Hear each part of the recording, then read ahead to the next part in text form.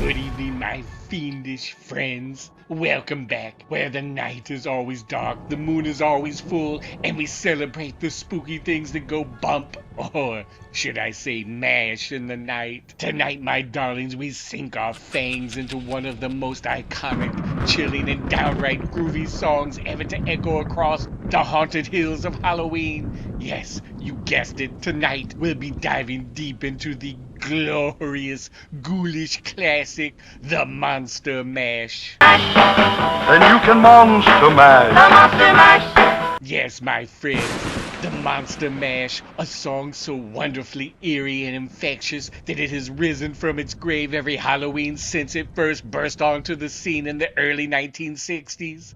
But why is this song, of all the eerie tunes out there, hailed as the ultimate Halloween anthem? And what was it about Bobby Boris Pickett's catchy ode to the undead that has endured for decades, playing at every Halloween party, costume contest, and in every haunted house? Well, dear listeners, let us descend into the crypt of history, pull back the cobwebs, and resurrect the story of the MonsterMash. Jody, was a graveyard smash. Our story begins in the summer of 1962. Yes, the 1960s, where rock and roll was electrifying the airwaves and the teenagers were shaking their hips to the rhythms of the day. But amidst the surf rock and the doo-wop, one man was about to unleash a monster, figuratively of course, upon the world. That man was Bobby Boris Pickett. Pickett, born in Somerville, Massachusetts, had an affinity for impressions, particularly of old Hollywood stars. And one of his best impressions, in fact, was of Boris Karloff, the legendary actor who famously portrayed Frankenstein's monster and other horror icons in those classic Universal monster films we all adore. At the time, Pickett was performing in a band called The Cordials when inspiration struck him like a bolt of lightning from Dr. Frankenstein's laboratory. What if he could combine his love of horror with the emerging trend of novelty songs? The result? The MonsterMash, a delightful Halloween-themed parody of the popular dance crazes of the time, like the mashed potato and the twist. The song tells the tale of a mad scientist, Dr. Frankenstein, throwing a party in his lab where all of our favorite ghoulish friends, Dracula and his son, the Wolfman, and even the Mummy, gather for a rocking good time, doing none other than the MonsterMash. It was a stroke of spooky genius. But what's even more impressive, dear friends, is that Pickett and his co-writer, Leonard Capizzi, composed and recorded the MonsterMash in just a few hours. It was a labor of love and nostalgia for the classic monster movies of the 30s and 40s, much like Coffin Talk.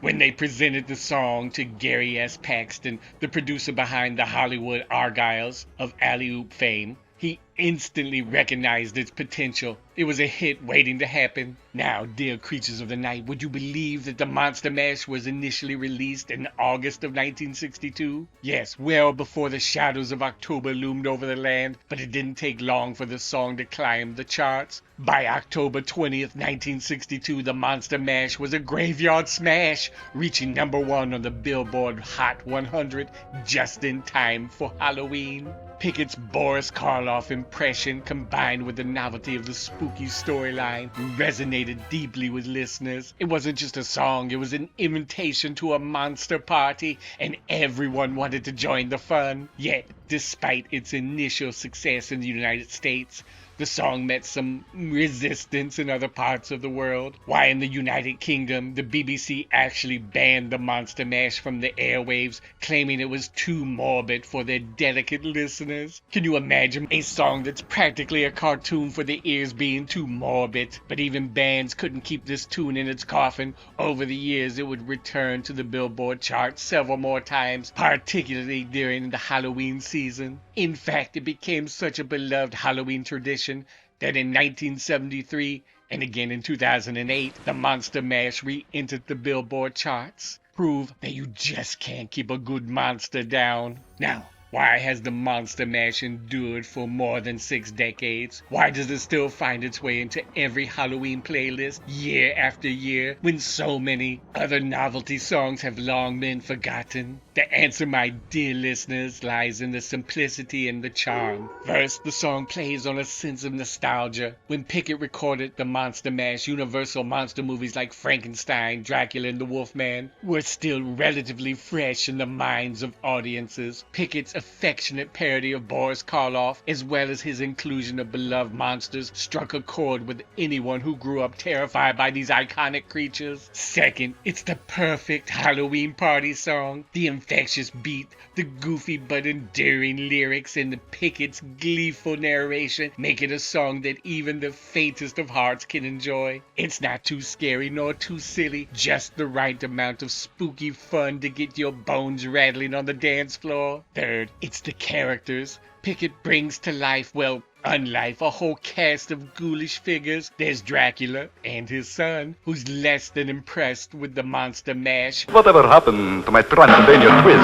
And his son digs it. There's the Wolfman, the Mummy, and even Igor. It's a Halloween monster reunion and everyone's invited. The song taps into a cultural love for the macabre, but in a way that's accessible and lighthearted. It doesn't frighten, it delights. Now, let's talk about the legacy of the Monster Mash. In addition to being the reigning king of Halloween songs, it has a massive impact on pop culture as a whole. For starters, the song inspired a full-length album released by Pickett in 1962 titled The Original Monster Mash. The album contains several follow-up songs including Monsters Holiday, a Christmas-themed sequel to the song, and Blood Bank Blues, although none of these follow-ups reached the same heights as the Monster Mash. They kept the ghoulish party going. Beyond that, the song has been referenced, covered, and parodied in countless television shows, movies, and other forms of media, from shows like The Simpsons, Family Guy,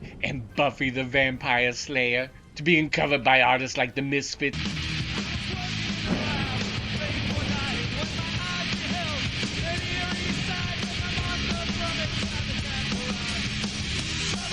and the Beach Boys.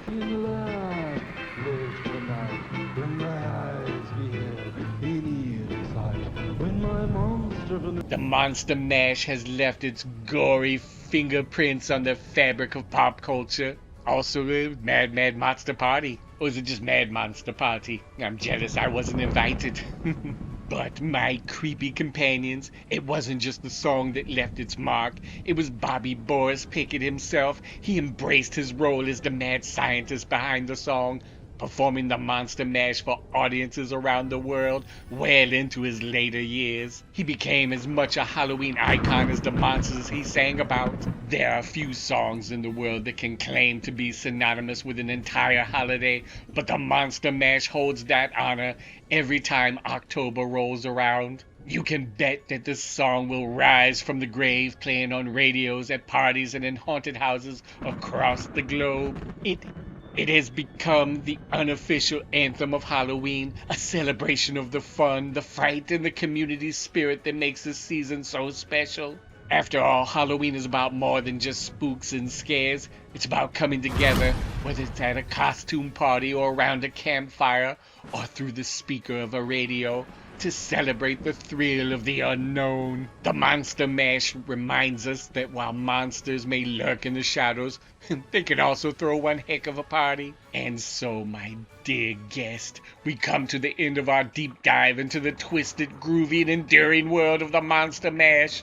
This ghoulish anthem born out of one man's love for monsters and a clever idea has stood the test of time, remaining as relevant, as fun, and as infectious as it was back in 1962. So, when the Halloween night falls and you're preparing your costumes, carving your pumpkins, or planning your frightful festivities, be sure to put on the Monster Mash and let its spooky beat carry you into the dark of the night. After all, Halloween wouldn't be the same without it. Until next time, my fiendish friends, keep your crypts cozy, your cauldrons bubbling, and your speakers blaring with the sound of a graveyard smash. Good night. And don't forget to mash those like and subscribe buttons